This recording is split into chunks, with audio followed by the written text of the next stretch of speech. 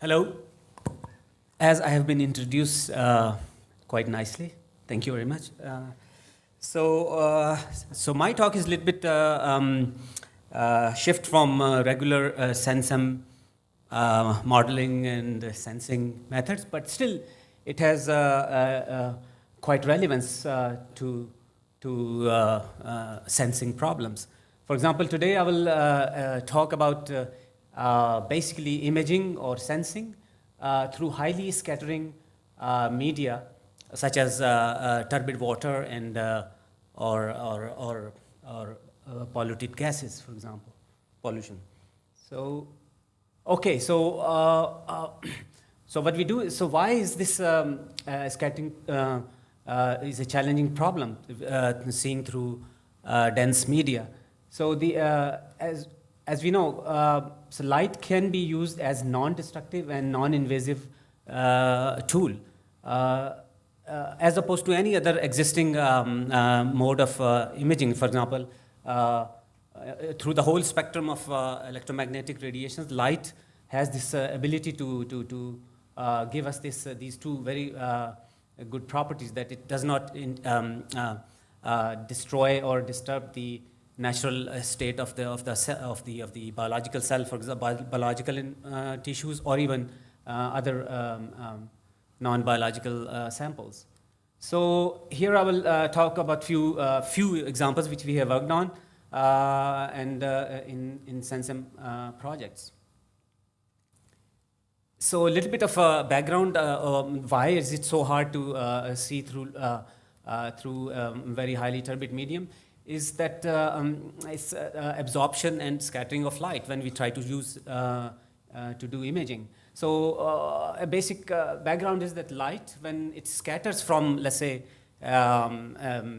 some gas particles or particles, so it can scatter in few different ways. For example, if light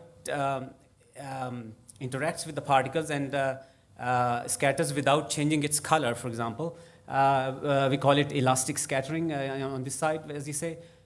So a good example of this elastic scattering is Rayleigh scattering, which is the color of sky, which is blue sun rays scattering from the sky and giving off a blue tinge to our atmosphere. So this is Rayleigh scattering. Another example of Rayleigh scattering is example of elastic scattering is the fog, for example, where the modeling is done by Mie scattering, we call. And again, here the wavelength of light doesn't change, but depending on the size of the particle, light direction scatters more for small particles and less with larger particles. So there are other nonlinear methods of scattering as well, Raman scattering, Brillouin scattering, but we don't use them in our Sensem case. But in my background actually is also using all of these modes for imaging biological tissue, which I have done in my earlier stints. So, so for imaging particles, people have used a plethora of modes. Some of them are here, from classical sieving like grandmother's style to using highly sophisticated methods of laser diffraction, sedimentation, I don't know what this is, and the dynamic light scattering. Well, I know, but yeah, all of these methods. So all these methods have been are used in industry. They have their own niche applications where people can count particles using a microscope, for example. Or dynamic light scattering, we use diffusivity of particles, which gives the size and number of particles. And of course, you can image a particle or gases, for larger particles, and then count them. Aerosol mass spectroscopy can be used as well. So here, our solution to add on to this was using a technique called digital holography, which can simultaneously give size, shape, and number of particles from images. So all of these methods give one property at a time, which they are optimized. So digital holography has this ability to give us all of these parameters simultaneously. So a little bit of background on what digital holography is. I always show this plot. It's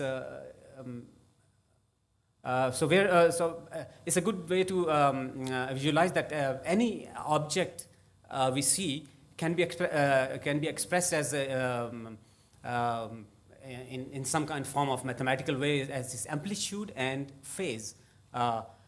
So when we detect this a light scattering from an object, so what we do is we take its amplitude, and all our sensors and our eye, for example, our retina and photographic films or camera sensors, they respond to this amplitude variations of the light, not to the phase. Phase is the temporal variation of the light or electromagnetic field.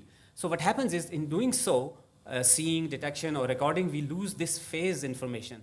So phase is very important. It tells us where the light is coming from. For example, if you look at this position, light from 2 point sources, when it travels to different distances, you can see that the curvature of the field is changing. So that change of the curve is what we call phase front. And a standard way of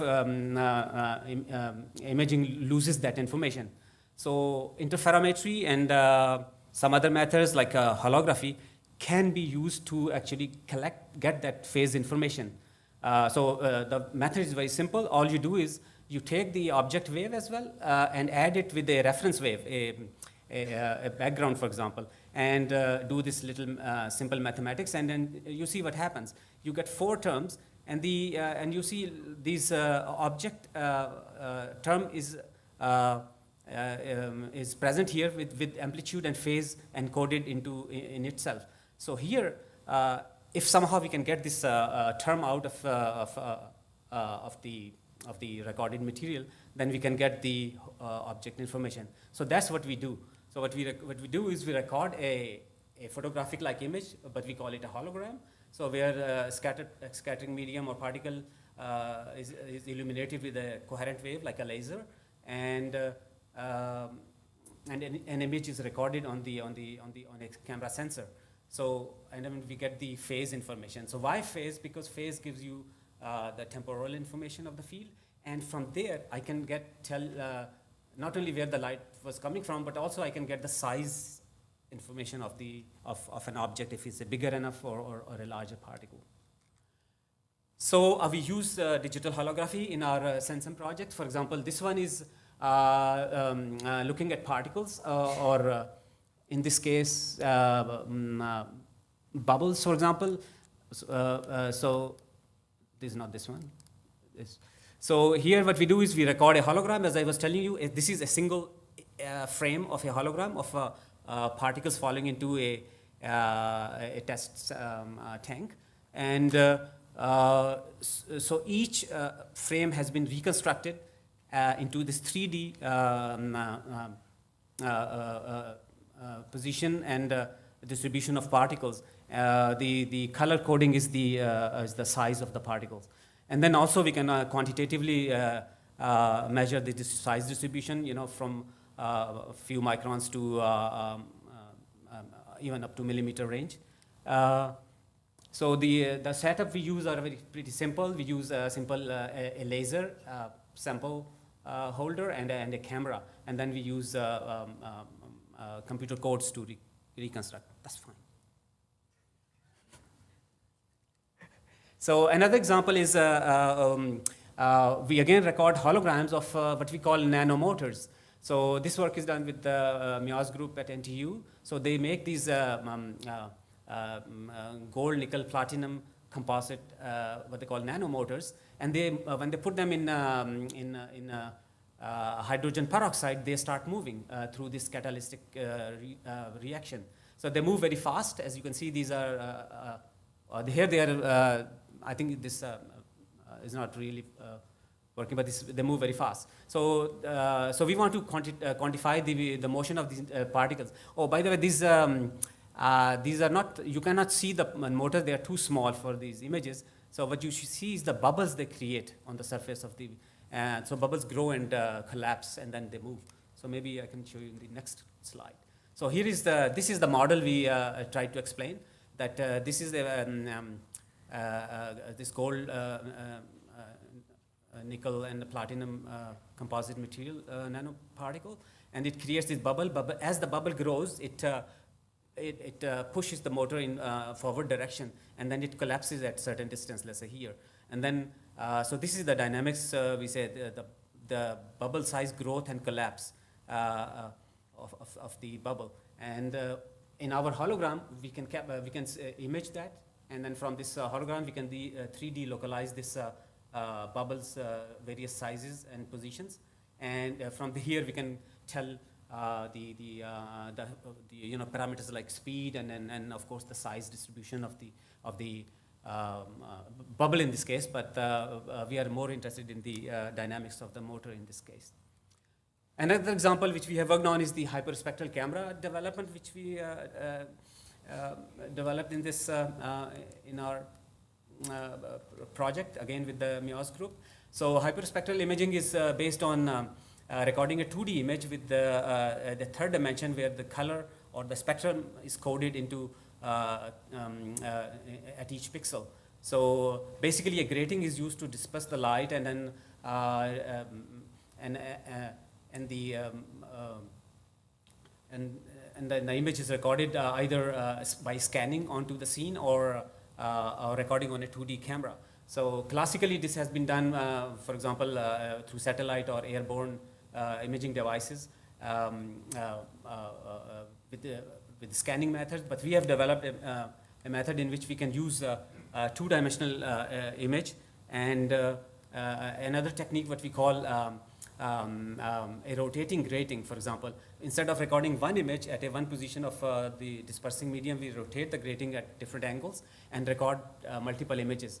And a micro lens array is used to mix the data. So essentially what we get is a blurred image of the scene, and then we have written efficient codes to get the information out of it. So here is a lab model of the camera which we worked on, and this camera has now been developed. It's a prototype, and it's now in the testing phase. So the advantages are high light efficiency and fast measurement and miniaturization. So the final application which we started for is this to be deployed in a microsatellite, but the same camera can be used for example, from an airborne system for algal bloom detection and vegetation monitoring. Probably is the best application we can think of. So this is another example of how do you get the spectral information and concentration maps for such a camera. Finally, I will just mention another work which based on, again, a sensing and imaging method, but it's based on rigorous calculations of light scattering and propagating from scattering media to a sensor, for example. So, so here we model, solve exactly the light distribution within the particles and its transport from the particles to let's say a sensor. And if in doing so, if you see this, this is the calculated hologram of this model, and this exactly matches with the real hologram. So now, so why we do that? Then what we can say is we can propagate back with the same our models and get the information about the particles, like their refractive index, maybe size, and then also other parameters. So if once we perfect this model, we can record holograms of an unknown sample distribution and use our rigorous models to find out the physical properties of the scattering media. So the last example, maybe if I have time, I can say is that is a thing called resonant light scattering from particles for environmental sensing applications. So here we use a thing called whispering gallery mode. So think of a circular particle, for example, and if you shine light in it, light leaks into the particle and then gets trapped. So that trapped light can be used in a sensor like here. Suppose I have a capillary tube, for example, and a gas, for example, is flown into the tube, and I excite with a laser light we call vestibular gallery modes, and then and detect the light at the other end of the fiber. So what we get is a graph like this, where the spectrum of the resonant modes is detected. Now, if there is a particle disturbing the mode structure in the of these whispering gallery modes, the spectrum will change. Either this peak will shift, or its width would change. So that change of width or the spectral shift would give us physical properties of the gas particles, for example, or fluid flows. Temperature and refractive index parameters can also be detected.